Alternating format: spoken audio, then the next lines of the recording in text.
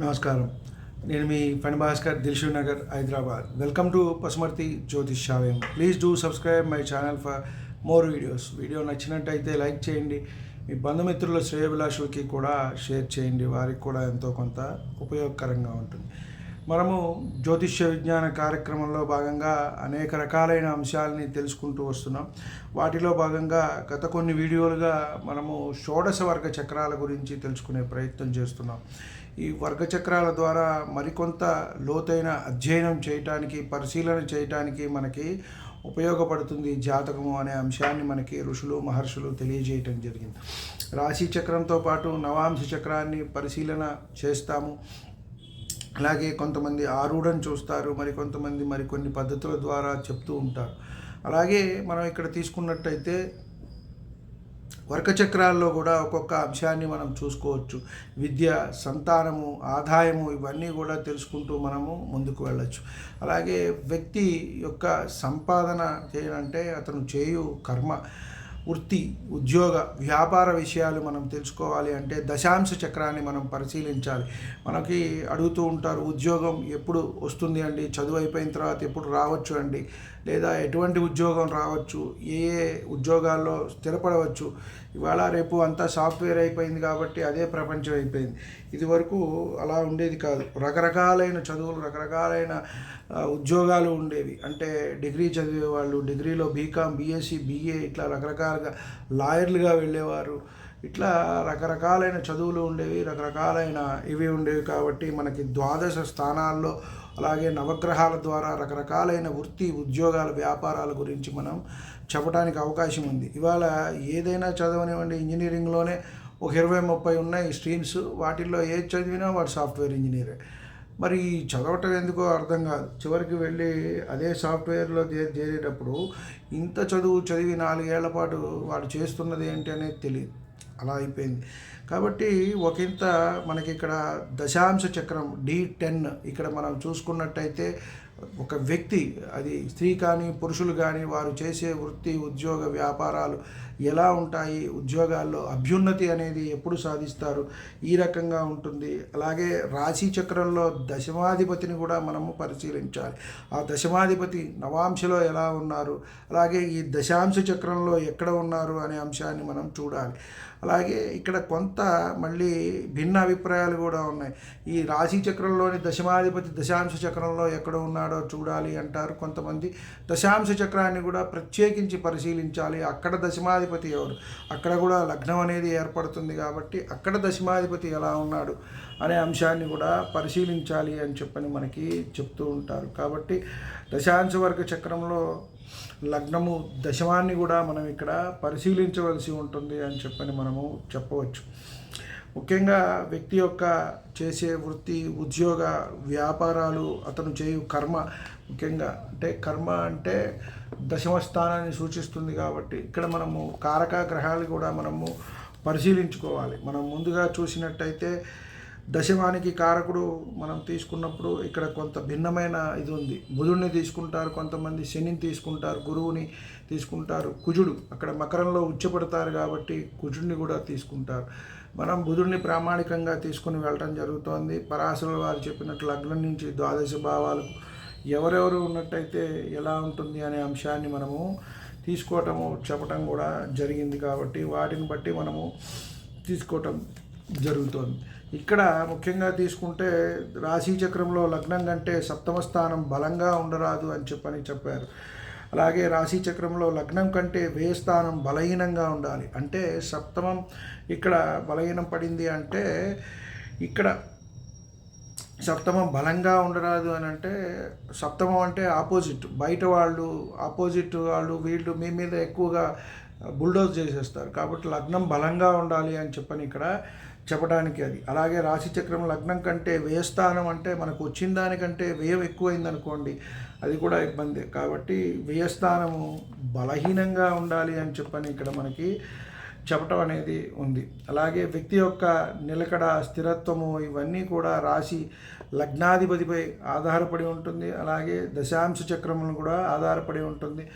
ఇక్కడ రాశి చక్రంలో దశమాధిపతి ఎవరయ్యారు, అలాగే నవాంశలో ఎంత బలంగా ఉన్నారు, ఆయన రాశి చక్రంలో ఎలా ఉన్నారు, అనే అంశాన్ని మనము తెలుసుకుని చూసుకుని పరిశీలన చేసుకుని ముందుకు వెళ్ళవలసిన అవసరం ఉంటుంది. కుజ రవి గురు గ్రహాలు రాజగ్రహాలుగా ఉంటాయి. ఈ గ్రహాలు దశమంలో ఉన్న దశమానికి సంబంధం వచ్చిన అంటే ఆధిపత్యం వచ్చినా కూడా వీరికి ప్రభుత్వ రంగ సంస్థల్లో ఉద్యోగం ఉంటుంది, ప్రభుత్వపరమైన ఆదాయం ఉంటుంది అని మనము చెప్పవచ్చు. కుజ రవి గురులు రాజగ్రహాలు కాబట్టి ఈ గ్రహాలతో దశమానికి సంబంధం ఉంటే వీరు ప్రభుత్వ ఉద్యోగం లేదా తత్సమానమైన ఉద్యోగం చేస్తారు అని చెప్పడం జరిగింది. అలాగే శనిగ్రహం 6వ స్థానంలో ఉంటే వ్యక్తికి ఉద్యోగమునందు సేవాభావం ఉంటుంది, చాలా క్రమశిక్షణతో చేస్తారు అని మనం చెప్పవచ్చు. దశమం బలంగా ఉండి బలమైన శని దశమంలో ఉంటే వ్యక్తికి సొంత వృత్తి మీద ఆధారపడతారు. వాళ్ళే అంటే కొంతమంది చూడండి ప్రత్యేకంగా ఇప్పుడు చేతి పనులు చేసుకుంటూ ఉంటారు, వీరికి ఎక్కువగా దాని మీద ఆధారపడే అవకాశం ఉంటుంది అని మనము చెప్పవచ్చు. అలాగే కుజ రవి గురువులు మనకి రాజగ్రహాలుగా చెప్పటం అయింది. ఇక్కడ మనకి 159 లార్డ్స్ తీసుకున్నట్టయితే బంధూక గ్రహము, బంధూక వర్గము అని అంటారు. అలాగే సేవక వర్గం వచ్చేటప్పటికి 2, 6, 10 స్థానాల్లో వీటిని మనము చూడవలసి ఉంటుంది. సర్వాష్టక బిందువులు మనము అష్టక వర్గ గురించి కూడా ఒకసారి మనం తెలుసుకునే ప్రయత్నం చేద్దాం. వాటి గురించి ఎక్కడెక్కడ ఏ గ్రహాలకు ఏ రాసుల్లో మనకి ఏ గ్రహాలకు ఎన్నెన్ని బిందువులు వచ్చాయి అనే అంశాన్ని బట్టి మనము అశుభ ఫలితాలను కూడా తెలుసుకోవచ్చు.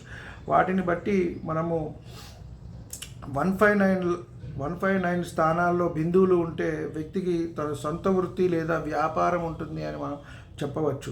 అలాగే 2, 6, 10 స్థానాల్లో ఎక్కువ బిందువులు ఉన్నట్టయితే అతను ఎప్పుడూ కూడా ఒకరి దగ్గర పనిచేస్తూ ఉంటారు, స్వతంత్రంగా ఉండే అవకాశం ఉండదు. అంటే ఎక్కువగా కూడా ఎవరో ఒకటి గవర్నమెంట్ కానివ్వండి, ప్రైవేట్ కానివ్వండి, ఎవరో ఒకరి దగ్గర పనిచేస్తూ ఉంటారు.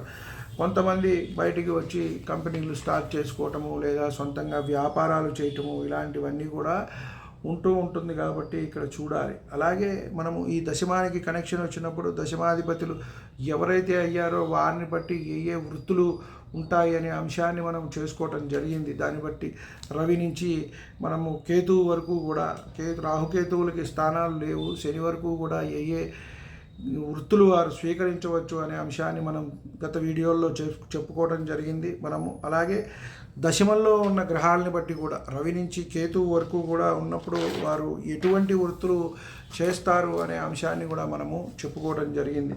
కాబట్టి వీటన్నిటినీ మనము ఒకటికి 2 సార్లు పరిశీలన చేసుకుంటూ ఎటువంటి వృత్తులు ఉద్యోగాలు వీరు చేస్తారు అనే అంశాన్ని కూడా మనము చూసుకుంటూ ముందుకు వెళ్ళవలసి ఉంటుంది. అలాగే ముఖ్యంగా తీసుకున్నట్టయితే ఇవాళ రేపు ఎక్కువగా ఈ రాహుకేతువుల ప్రభావం ఎక్కువగా ఇదివరకు లేవా అంటే ఉన్నాయి. వాటి వల్ల ఎక్కువగా కొన్ని కొత్త రాహు అనేదే ఎప్పుడు కొత్త నూతనంగా ఇన్వెన్షన్ అనేది ఉంటుంది రాహుకేతువుల వల్ల. కాబట్టి కొత్తగా ఈ సాఫ్ట్వేర్కి సంబంధించిన ఉద్యోగాలు అలాగే డ్రగ్స్ ఇలాంటివన్నీ కూడా ఎక్కువ అవటము, విదేశీ భాషలు నేర్చుకోవటము, విదేశాలకు వెళ్ళటము, వీటిని బట్ట కొన్ని కొత్త అంశాలన్నిటినీ కూడా మనము తెలుసుకోవాల్సిన అవసరమైతే ఉంది. కాబట్టి మనం ఇదివరకు లాగా ఈ గ్రహం ఈ కారకత్వం వహిస్తుంది, ఇక్కడ ఉన్నప్పుడు ఇలా ఉంటుంది అని చెప్పడానికి లేదు. ఎందువల్ల అంటే ఇందాక మనం మొదట్లోనే చెప్పుకున్నట్టు వారు ఏ ఇంజనీరింగ్ అయినా చదవనివ్వండి సాఫ్ట్వేర్లోకే వెళ్తున్నారు. అలాగే చదువుకున్నా ఎంఏ చదివాడా, బిఏ చదివాడా, ఎంఎస్సి చదివాడా, బిఎస్సి చదివాడా అయినా సాఫ్ట్వేర్కి వెళ్తున్నాడు. కాబట్టి ఒకంత ఇది పరిశీలనకు కూడా అంతుపట్టకుండా ఉంటుంది. కాబట్టి ఒకంత మనం లోతైన అధ్యయనం చేయాలి. కాబట్టి D10 అనేది ఎక్కువగా మనకి ఉపయోగపడుతుంది. అలాగే అక్కడ ఉన్న దశమాధిపతి ఎక్కడ ఉన్నారు ఏమిటి, అలాగే దశమానికి కారకులైన వారు రవి, బుధ, కుజ, శని, గురు వీరందరూ కూడా ఎక్కడ ఎలా ఉన్నారు, ఏ స్థానాల్లో ఉన్నారు అనే అంశాన్ని మనం పరిశీలించవలసి ఉంటుంది. అలాగే కొంతమంది మధ్యలో రిటైర్మెంట్లు, వాలంటరీ రిటైర్మెంట్ ఇస్తారు, కంటిన్యూటీ జాబ్ ఉండదు, మధ్యలో బ్రేక్స్ వస్తాయి. ఇవన్నీ కూడా మనము పరిశీలించవలసి ఉంటుంది. అలాగే దశాంశ చక్రము D10 బట్టి, అలాగే ఈ D1లో ఉన్న దశమాధిపతి కూడా నవాంశలో ఎంత బలంగా ఉన్నారు అనే అంశాన్ని కూడా మనం పరిశీలించాలి 1-2 సార్లు. లేని పక్షంలో కొంత వారికి ఉద్యోగం ఎప్పుడు గ్యాపులు రావటం ఇవన్నీ అంశాలు కూడా ఉంటాయి. మధ్యలో పోవటము రావటము, మధ్యలో ఒకంత లేదు 2-3 ఏళ్ళు 4 ఏళ్ళు ఏ ఉద్యోగాలు చేయకపోవటము, ఇలాంటి సందర్భాలు కూడా కొంత ఉంటూ ఉంటాయి. కాబట్టి వాటిని మనము 1-2 సార్లు పరిశీలించి వాటికి మనము జపదాన హోమాలు, పరిహారాలు కూడా మనము చెప్పవలసి ఉంటుంది. ఏ ఏ గ్రహాలకు ఇటువంటివి పరిహారాలు చేసుకోవాలి అని చెప్పని. కాబట్టి ఈ D1తో పాటుగా మనం D1లో ఉన్న దశమాధిపతితో పాటుగా D10ని కూడా మనం పరిశీలించి అక్కడ గ్రహస్థితిని పరిశీలించి మనం ముందుకు వెళ్ళినట్టయితే వృత్తి, ఉద్యోగ, వ్యాపారాల్లో ఎటువంటివి వారు చేసినట్టయితే ముందుకు వెళ్తారు అనే అంశాన్ని మనం చెప్పవచ్చు. సర్వే జనా సుఖినో భవంతు. శాంతి శాంతి శాంతి.